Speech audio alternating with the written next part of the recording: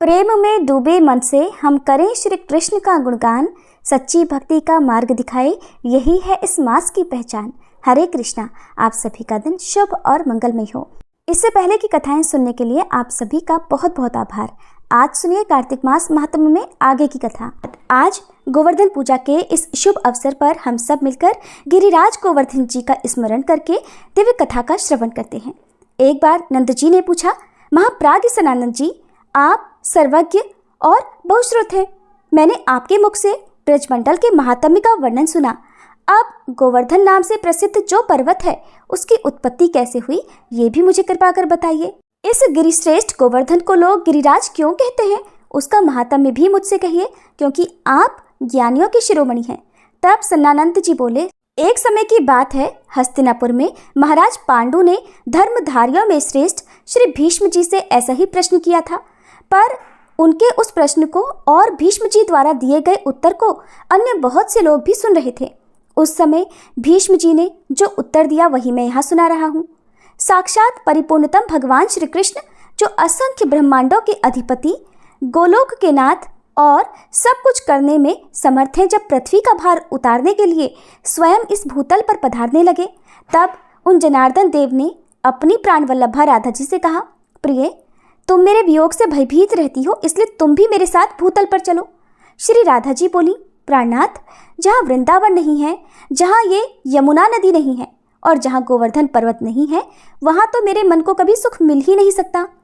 सन्नानंद जी कहते हैं, नंदराज, श्री राधा की ये बात सुनकर स्वयं श्री हरि ने अपने धाम से 84 कोस विस्तृत भूमि, गोवर्धन पर्वत और यमुना नदी को भूतल पर भेजा।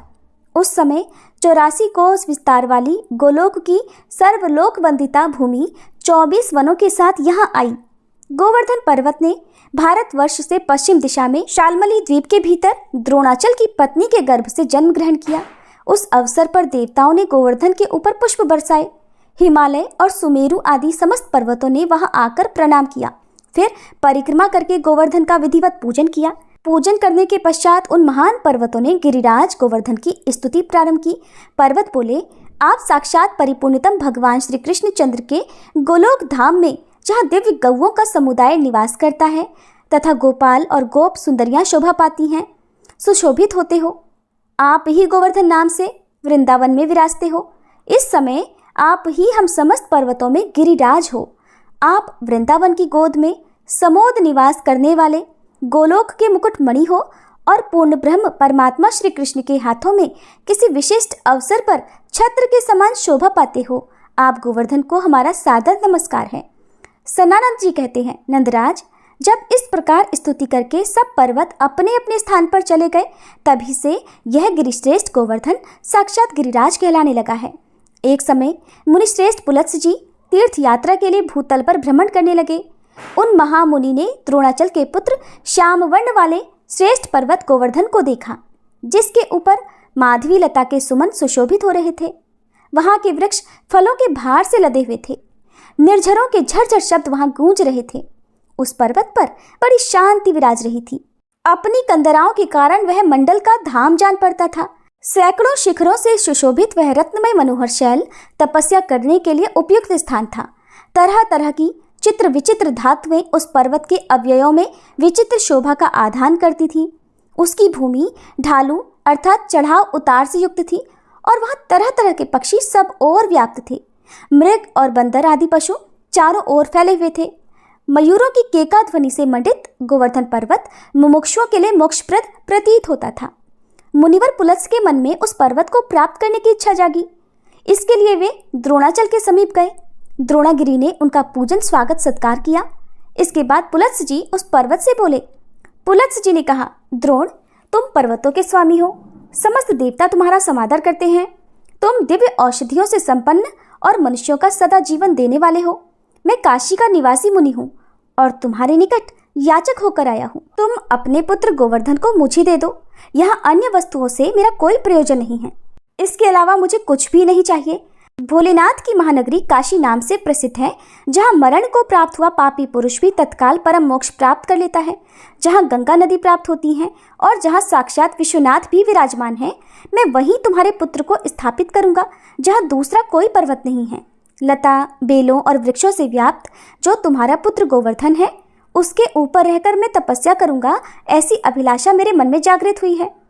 सनानंद जी कहते हैं, पुलत्स्य जी की ये बात सुनकर पुत्र स्नेह से विवल हुए द्रोणाचल के नेत्रों में आंसू भर आए। उन्होंने पुलत्स्य मुनि से कहा। द्रोणाचल ने कहा, महामुने, मैं पुत्र स्नेह से आकुल हूँ। ये पुत्र मुझे अत्यंत प्रिय है, फिर भी आपके शाप के भय से भयभीत होकर आज मैं इसे आपके हाथों में देता हूँ। फिर द्रोणाचल ने अपने पुत्र से कहा, बेटा, तुम मुनि के साथ कल्याणमय कर्म क्षेत्र भारतवर्ष में जाओ। वहाँ मनुष्य सत्कर्मों द्वारा धर्म, अर्थ और काम त्रिवर्ग सुख प्राप्त करते हैं तथा निष्काम कर्म और ज्ञान योग के द्वारा क्षण भर में मोक्ष भी पा लेते हैं। तब गोवर्धन ने कहा, मुने, मेरा शरीर 8 योजन लंबा, 2 योजन चौड़ा और 5 योजन चौड़ा है। ऐसी दशा में आप किस प्रकार मुझे ले चलेंगे? तब पुलत्स्य जी ने कहा, बेटा, तुम मेरे हाथ पर बैठकर सुखपूर्वक चले चलो। जब तक काशी नहीं आ जाती तब तक मैं तुम्हें अपने हाथ पर ही ढोए चलूंगा। गोवर्धन ने कहा, मुने, मेरी एक प्रतिज्ञा है, आप जहाँ कहीं भी भूमि पर मुझे एक बार रख देंगे, वहाँ की भूमि से मैं पुनः उत्थान नहीं करूंगा। पुलत्स्य जी ने कहा, मैं इसे शाल्मली द्वीप से लेकर भारतवर्ष के कोसल देश तक तुम्हें कहीं भी रास्ते में नहीं रखूंगा, ये मेरी प्रतिज्ञा है। सनानंद जी कहते हैं, नंदराज, इसके बाद वह महान पर्वत पिता को प्रणाम करके पुलत्स्य मुनि की हथेली पर आरूढ़ हुआ। उस समय उसके नेत्रों में आंसू भर आए। उसे दाहिने हाथ पर रखकर पुलत्स्य मुनि लोगों को अपना तेज दिखाते हुए धीरे धीरे चलने लगे और फिर ब्रजमंडल में आ पहुंचे। गोवर्धन पर्वत को अपने पूर्व जन्म की बातों का स्मरण था। ब्रज में आने पर उसने मार्ग में मन ही मन सोचा कि यहाँ ब्रज में असंख्य ब्रह्मांड नायक साक्षात परिपूर्णतम भगवान श्री कृष्ण अवतार लेंगे और ग्वाल बालों के साथ बाल लीला और किशोर लीला करेंगे। इतना ही नहीं, वे श्रीहरि यहाँ दान लीला और मान लीला भी करेंगे। इसलिए मुझे तो यहाँ से अन्यत्र कहीं भी नहीं जाना है। ये ब्रज भूमि और ये यमुना नदी गोलोक से यहाँ आई है। श्री राधा के साथ भगवान श्री कृष्ण का भी यहाँ शुभागमन होगा। उनका उत्तम दर्शन पाकर मैं तो कृतकृत्य हो जाऊंगा। मन ही मन ऐसा विचार करके गोवर्धन ने मुनि की हथेली पर अपने शरीर का भार बहुत अधिक बढ़ा लिया। उस भार से मुनि अत्यंत थक गए। उन्हें पहले की कही हुई बात याद नहीं रही। उन्हें अपनी प्रतिज्ञा भी भूल गई। उन्होंने पर्वत को हाथ से उतारकर ब्रजमंडल में रख दिया। भार से पीड़ित तो वे थे ही, लघु शंका से निवृत्त होने के लिए वे चले गए। शौच क्रिया के बाद जल में स्नान करने के पश्चात मुनिवर पुलत्स्य ने उत्तम पर्वत गोवर्धन से कहा, अब उठो। अधिक भार से संपन्न होने के कारण जब वह गोवर्धन दोनों हाथों से उठाए नहीं उठा, तब महामुनि पुलत्स्य ने उसे अपने तेज और बल से उठा लेने का प्रयास किया। मुनि ने स्नेह से भीगी वाणी द्वारा द्रोण नंदन गिरिराज को ग्रहण करने का संपूर्ण शक्ति से प्रयास किया, लेकिन वो तो एक अंगुल भी टस से मस नहीं हुआ। तब पुलत्स्य जी प्रेम पूर्वक बोले, गिरिश्रेष्ठ, चलो चलो, भार अधिक ना बढ़ाओ। मत बढ़ाओ ना, मैं जान गया तुम रूठे हुए हो। अच्छा शीघ्र बताओ तो तुम्हारा क्या अभिप्राय है? तब गोवर्धन ने कहा, मुने, इसमें मेरा कोई दोष नहीं है। आप ही ने तो मुझे यहाँ स्थापित किया है। अब मैं यहाँ से नहीं उठने वाला। और मैंने तो आपसे पहले ही प्रतिज्ञा करवा ली थी कि जिस स्थान पर आप एक बार मुझे रख दोगे, उसके बाद मैं वहाँ से पुनरुत्थान नहीं करूँगा। सनानंद जी कहते हैं, ये सुनकर मुनि श्रेष्ठ पुलत्स्य की सारी इंद्रियां क्रोध से चंचल हो उठी। मारे क्रोध के उनके ओष्ठ फड़कने लगे। उनका सारा प्रयास व्यर्थ हो जाने के कारण उन्होंने द्रोण पुत्र गोवर्धन को श्राप दे दिया। पुलत्स्य जी बोले, पर्वत, तू बड़ा ढीठ है। तूने मेरा मनोरथ पूर्ण नहीं किया, इसलिए तू प्रतिदिन तिल तिल भर क्षीण होता चला जा। सनानंद जी कहते हैं, नंद, ऐसा कहकर पुलत्स्य मुनि काशी चले गए। उसी दिन से यह गोवर्धन पर्वत प्रतिदिन तिल तिल करके क्षीर्ण होता चला जा रहा है। जब तक भागीरथी गंगा और गोवर्धन पर्वत इस भूतल पर विद्यमान है, तब तक कली का प्रभाव बिल्कुल नहीं बढ़ेगा और गोवर्धन का यह प्रकट चरित्र परम पवित्र और मनुष्यों के बड़े से बड़े पापों का नाश करने वाला है। प्रेम से बोलिए, गिरिराज गोवर्धन की जय। श्री कृष्ण भगवान की जय। गोवर्धन पूजा करने के बाद जब परिक्रमा की जाती है तो परिक्रमा मार्ग में पूछरी का लौठा नामक स्थान आता है, जो कि राजस्थान में पड़ता है। यहाँ पहलवान को लौठा कहते हैं और यहाँ मंदिर में श्री हनुमान जी का विग्रह स्थापित है। प्राचीन कथा के अनुसार जब भगवान कृष्ण गोवर्धन पर्वत के इस क्षेत्र में गौचारण के लिए आते थे, तब श्री हनुमान जी भी उनके साथ खेला करते थे। दोनों साथ साथ भोजन और बातें भी किया करते। किंतु जब भगवान श्री कृष्ण की लीलाएं पूर्ण हो गई और उसके बाद उनके वैकुंठ गमन का समय आया, तो हनुमान जी तो उदास हो गए और उनके विरह में दुखी होकर कहने लगे कि प्रभु आप तो अपने धाम में जा रहे हो, लेकिन मैं तो अकेला हो जाऊंगा, क्योंकि हनुमान जी को तो अमरता का वरदान मिला हुआ है। वे हर युग में इस धरती पर विराजमान रहते हैं। हनुमान जी की इस बात पर भगवान कृष्ण ने उन्हें आश्वस्त किया कि कलयुग में गिरिराज गोवर्धन को मेरा साक्षात स्वरूप मानकर इसकी परिक्रमा की जाएगी, और ये परिक्रमा तभी पूर्ण मानी जाएगी जब आप स्वयं इसके साक्षी होंगे। आपके दर्शनों के बिना गोवर्धन परिक्रमा पूर्ण नहीं मानी जाएगी। इससे आपके पास सदैव भक्तों की चहल पहल भी रहा करेगी। इसी मान्यता के अनुसार गिरिराज गोवर्धन की परिक्रमा करते समय प्रत्येक श्रद्धालु और भक्त यहाँ पर आकर दर्शन करके अपनी साक्षी दिलाने आते हैं। पूंछरी के लौठा यानी हनुमान जी के दर्शन और साक्षी के बाद प्रारंभ वाले मुखारविंद पर पहुंचकर परिक्रमा समाप्त की जाती है।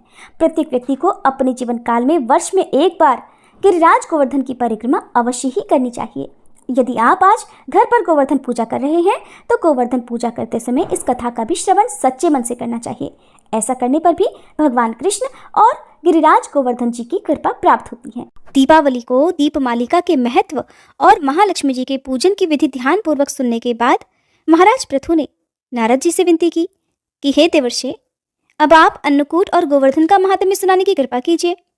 तब देवर्षि कहने लगे, दीपावली के अगले दिन कार्तिक शुक्ल प्रतिपदा को गोवर्धन पूजा और अन्नकूट होता है, और इस दिन पृथ्वी पर गोबर का गोवर्धन बनाकर उसका पूजन करें और अन्नकूट बनाएं। ब्राह्मणों को भोजन कराने के बाद स्वयं भोजन करें। गौ और बैल का भी पूजन करना चाहिए। दिन के तीसरे पहर में मार्गपालिका बांधे। इस दिन जवाई का भी पूजन होता है। जवाई अर्थात दामाद को घर पर बुलाकर उनका आदर सत्कार और पूजन भी करना चाहिए। पृथु पूछने लगे, हे नारद जी, सबसे पहले यह पूजन किसने और कब किया था? कृपया आप ये भी बतलाइए। तब देवर्षि नारद कहने लगे, समुद्र मंथन के समय जब लक्ष्मी जी समुद्र से उत्पन्न हुई तब विष्णु भगवान के साथ उनका विवाह हुआ। इससे आनंदित होकर समुद्र ने भगवान की स्तुति की। तब भगवान विष्णु ने कहा कि वरदान मांगो। यह सुनकर समुद्र ने कहा, हे भगवान, आप लक्ष्मी जी सहित मेरे यहाँ निवास कीजिए। तब श्रीहरि ने कहा कि ऐसा ही होगा, और तब भगवान विष्णु लक्ष्मी जी सहित क्षीर सागर में शेषशैया पर अवस्थित हो गए। उसी दिन से आज के दिन दामाद का पूजन प्रारंभ हुआ है। जो कोई कार्तिक सुदी एकम को दामाद का पूजन करता है वह सब पापों से मुक्त हो जाता है। गोवर्धन पूजा का महत्व बताने के बाद नारद जी कहने लगे, हे राजा पृथु, कार्तिक सुदी दूज को यम द्वितीया कहते हैं। इस दिन यमुना स्नान करके यमराज का पूजन किया जाता है। दीपावली के बाद की इस द्वितीया को भैया दूज भी कहते हैं। इस दिन भाई अपने घर भोजन न करे। अगर अपनी बहन ना हो तो गुरु की कन्या भी बहन के समान होती है, इसलिए उसे ही बहन मानना चाहिए। इस दिन बहन अपने भाई की आयु बढ़ाने की कामना से 8 चिरंजीवियों अर्थात मार्कंडेय, बलि, व्यास, हनुमान, विभीषण, कृपाचार्य, अश्वत्थामा और परशुराम जी का विधि पूर्वक पूजन करे। फिर भाई को बुलाकर उसको तिलक लगाते हुए कहे कि हे सूर्य, चंद्रमा, पृथ्वी, समुद्र, वेद, पुराण, तप, सत्य, ब्रह्मा, विष्णु, महेश, देवता और मुनि तथा धर्म मेरे भाई की रक्षा करें, और जब तक सूर्य, पृथ्वी आदि स्थित है तब तक मेरे भाई की संतति चले। फिर बहन भाई को तिलक करके भोजन कराए। भाई भी अपनी श्रद्धा और सामर्थ्य के अनुसार बहन को दक्षिणा दे। इतनी कथा सुनने के बाद राजा पृथु ने पूछा, हे देवर्षि, सभी क्षेत्रों में उत्तम कौन सा क्षेत्र है? तब नारद जी कहने लगे, हे राजन, सब क्षेत्रों में उत्तम गंगा और यमुना जी का संगम है, जिसमें स्नान आदि करने की इच्छा ब्रह्मा आदि देवता भी किया करते हैं। गंगा जी के स्मरण मात्र से अनेक पाप नष्ट हो जाया करते हैं। जो कोई गंगा जी में स्नान करता है उसके समस्त पाप क्षय हो जाते हैं और उसकी कई पीढ़ियों को परम पद की प्राप्ति हो जाती है। गंगा जी में स्नान करने की अभिलाषा करने मात्र से ही मनुष्य अनेक जन्मों के पापों से मुक्त हो जाता है। गोदावरी, कृष्णा, रेवा, अमरावती, तुंगभद्रा, कावेरी, यमुना, बाहुदा, चैत्रवती, तामपर्णी और सरयू आदि नदियाँ और सभी तीर्थ गंगा जी में स्थित हैं। काशी क्षेत्र सभी क्षेत्रों में उत्तम है। जो काशी में वास करते हैं वे जीवन मुक्त हो जाते हैं। जो व्यक्ति काशी क्षेत्र का स्मरण करते हुए अपने शरीर का त्याग करता है वह भी मोक्ष प्राप्त कर लेता है। नैमिषारण्य तीर्थ में सूत जी से इतनी कथाएं सुनने के बाद ऋषि मुनियों ने निवेदन किया कि हे सूत जी, अब आप कृपा करके भगवान के चरणों से उत्पन्न हुई गंगा जी का महात्म्य सुनाइए। तब सूत जी बोले, हे ऋषियों, इस संबंध में नारद मुनि ने जो कुछ भी राजा पृथु से कहा था वही मैं तुमको सुनाता हूँ, ध्यान से सुनो। समस्त देवताओं और दैत्यों को उत्पन्न करने वाले महर्षि कश्यप जी की दो पत्नियां थीं। एक पत्नी का नाम अदिति था और दूसरे का नाम था दिति।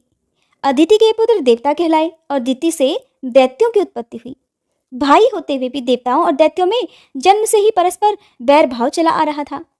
कालांतर में प्रहलाद जी का पौत्र और विरोचन का पुत्र दैत्यराज बलि दैत्यों का राजा बना। उसकी सेना अत्यंत विशाल थी।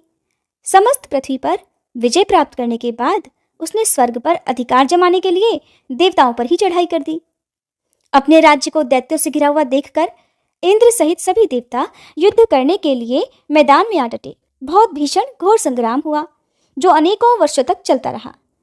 जब देवताओं ने देखा कि दैत्यों की शक्ति में तो कोई कमी नहीं आई और वे निरंतर आगे ही बढ़ते जा रहे हैं, तब देवता मैदान छोड़कर भाग खड़े हुए।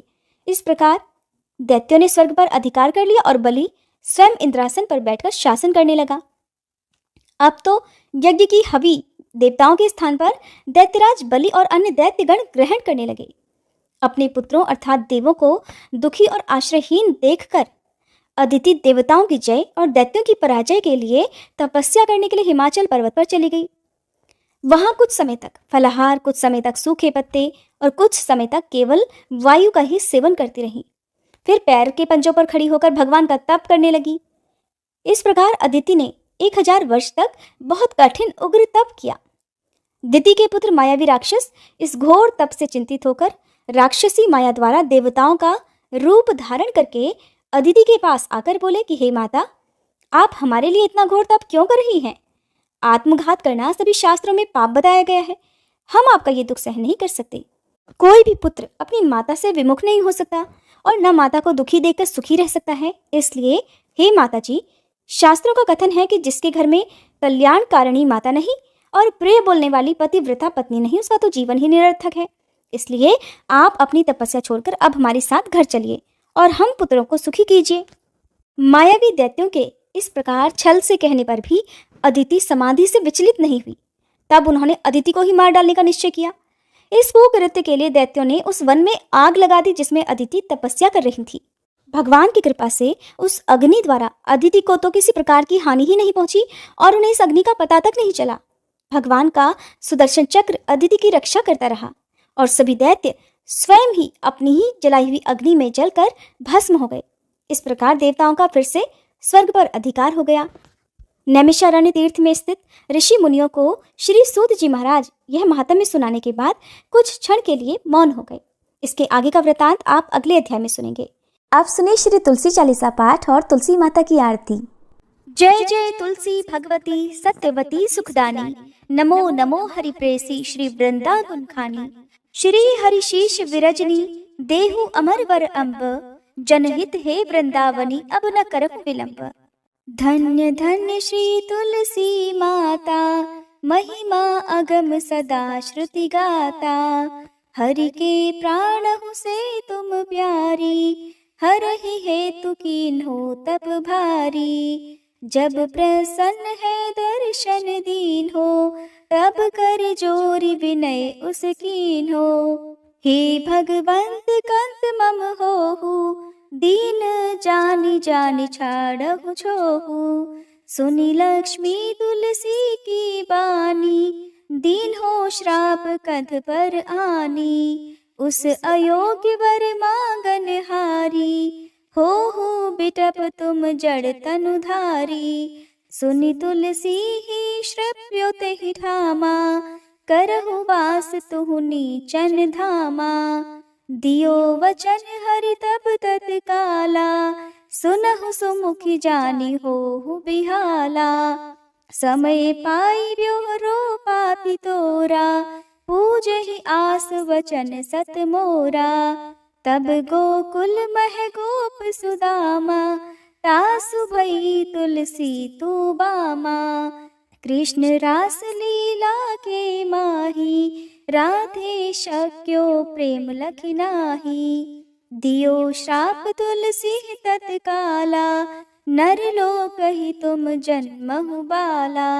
यो गोप वह दानव राजा, शंख चूर्ण नामक शिर ताजा। तुलसी भई तासु की नारी, परम सती गुण रूप अगारी। अस द्वै कल्प बीति जब गयहु, कल्प तृतीय जन्म तब भयहु। वृंदा नाम भयो तुलसी को, असुर जलंधर नाम पति को। कर अति द्वंद अतुल बल धामा, कीन्हा शंकर से संग्रामा।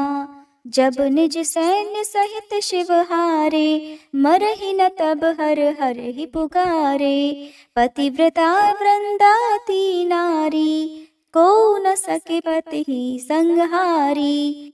तब जलंधर ही भेष बनाई, वृंदा ढिग हरि पहुँचो जाई। शिव हित लहि करि कपट प्रसंगा, कियो सतीत्व धर्म तो ही भंगा। भयो जलंधर कर संहारा, सुनी उर शोक उपारा। तिह क्षण दियो कपट हरि तारी, लखि वृंदा दुख गिरा उचारी। जलंधर जस हत्यो भीता, सोई रावण तस हरहि सीता। अस प्रस्तर सम हृदय तुम्हारा, धर्म खंडी मम पति संहारा। यही कारण लहि श्राप हमारा, होवे तनु पाषाण तुम्हारा। सुनि हरि तुरत ही वचन उचारे, दियो श्राप बिना विचारे। लख्यो ना निज कर दूत पति को, छलन चाहियो जब पार्वती को। जड़मति तुह अस हो जड़ रूपा, जग में तुलसी बिटप अनूपा। धग्व रूप हम शाली ग्रामा, नदी गंडकी बीच ललामा। जो तुलसी दल हम ही चढ़ई है, सब सुख भोग परम पद पई है। बिनु तुलसी हरि जलत शरीरा, अतिशय उठत शीश उर पीरा। जो तुलसी दल हरि शिर धारत, सो सहस्त्र घट अमृत डारत। तुलसी हरि मन रंजनिहारी, रोग दोष दुख भंजनिहारी। प्रेम सहित हरि भजन निरंतर, तुलसी राधा में नाही अंतर। व्यंजन हो 56 प्रकारा, बिन तुलसी दल ना हरहि प्यारा। सकल तीर्थ तुलसी तर छाही, लहत मुक्ति जन संशय नाही। कवि सुंदर इक हरि गुण गावत, तुलसी निकट सहस गुण पावत। बसत निकट दुर्वासा धामा, जो प्रयास ते पूर्व ललामा। पाठ करहि जो नित नर नारी, होहि सुख भाषहि त्रिपुरारी। तुलसी चालीसा पढ़ी तुलसी तरु गृहधारी, दीप दान करी पुत्र फल पावहि बंध्यु नारी। सकल दुख दरिद्र हरिहार वह परम प्रसन्न, आशय धन जन लड़ही कर बसहि पूर्णा अत्र। लाही अभिमत फल जगत, महिलाहि पूर्ण सब काम। जेहि दल अर्पहि तुलसी, तह सहस बसहि हरि राम। तुलसी महिमा नाम लख, तुलसी सूत सुख राम। मानस 40 रच्यो, जग मह तुलसीदास। प्रेम से बोलिए तुलसी महारानी की जय। तुलसी महारानी नमो नमो, हरि की बटरानी नमो नमो। तुलसी महारानी नमो नमो, धन तुलसी पूरण तप कीनो। शालिग्राम बनी बटरानी नमो नमो। तुलसी महारानी नमो नमो, हरि की बटरानी नमो नमो। जाके पत्र मंजरी कोमल, श्रीपति कमल चरण लपटानी नमो नमो। तुलसी महारानी नमो नमो, हरि की बटरानी नमो नमो। कौन महीने बोई रानी तुलसा, कौन महीने हुई हरियाली नमो नमो। तुलसी महारानी नमो नमो, हरि की बटरानी नमो नमो। कौन महीने हुई तेरी पूजा, कौन महीने हुई बटरानी नमो नमो। तुलसी महारानी नमो नमो। आषाढ़ मास में बोई रानी तुलसा, सावन महीने हुई हरियाली। नमो नमो तुलसी महारानी, नमो नमो हरि की पटरानी। नमो नमो कार्तिक मास में हुई तेरी पूजा, मंगसिर मास हुई पटरानी। नमो नमो तुलसी महारानी, नमो नमो हर की पटरानी। नमो नमो धूप दीप नैवेद्य आरती, पुष्पन की वर्षा बरसानी। नमो नमो तुलसी महारानी, नमो नमो हर की पटरानी। नमो नमो 56 भोग 36 व्यंजन, बिन तुलसी हरि एक न मानी। नमो नमो तुलसी महारानी, नमो नमो हरि की पटरानी। नमो नमो जो तुलसी को सवेरे गाए, श्री कृष्ण के दर्शन पाए। नमो नमो तुलसी महारानी, नमो नमो हर की पटरानी। नमो नमो जो तुलसी को दोपहर गाए, खीर खांड का भोग लगाए। नमो नमो तुलसी महारानी, नमो नमो हर की पटरानी। नमो नमो जो तुलसी को सांझ को गाए, श्री कृष्ण की आरती उतारे। नमो नमो तुलसी महारानी, नमो नमो हर की पटरानी। नमो नमो जो तुलसी को रात को गाए, श्री कृष्ण के चरण दबाए। नमो नमो तुलसी महारानी, नमो नमो हर की पटरानी। नमो नमो सब सखी मैया तेरो यश गावे, भक्ति दान दी जय महारानी। नमो नमो तुलसी महारानी, नमो नमो हर की पटरानी। नमो नमो तुलसी महारानी, नमो नमो